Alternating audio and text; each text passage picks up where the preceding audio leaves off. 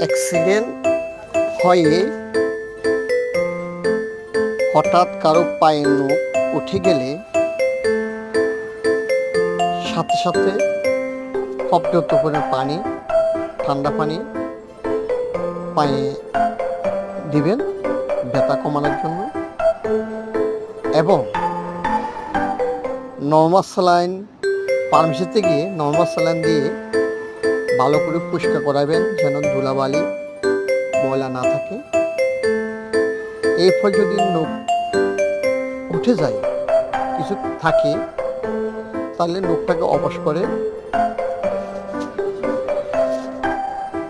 উঠিয়ে নেবেন।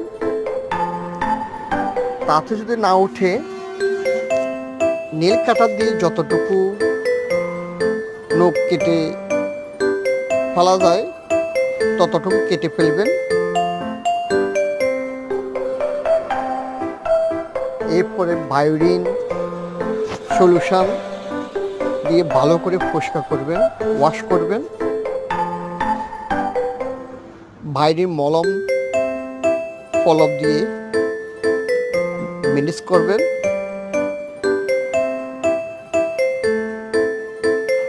নখ শুকানো আগ পর্যন্ত 2-3 দিন পর পর জিনিসটা চেঞ্জ করবেন, পরিবর্তন করবেন,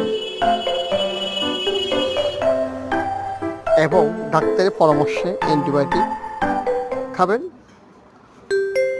প্রাপ্তবয়স্ক যদি হয়ে থাকে ফুলোক্লক্স 500 একটা করে চাইবা 10 দিন।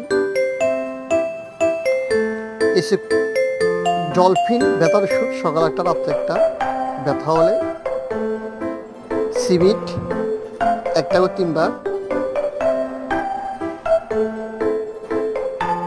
ম্যাক্স ফর 20 সকাল একটা রাত্রে একটা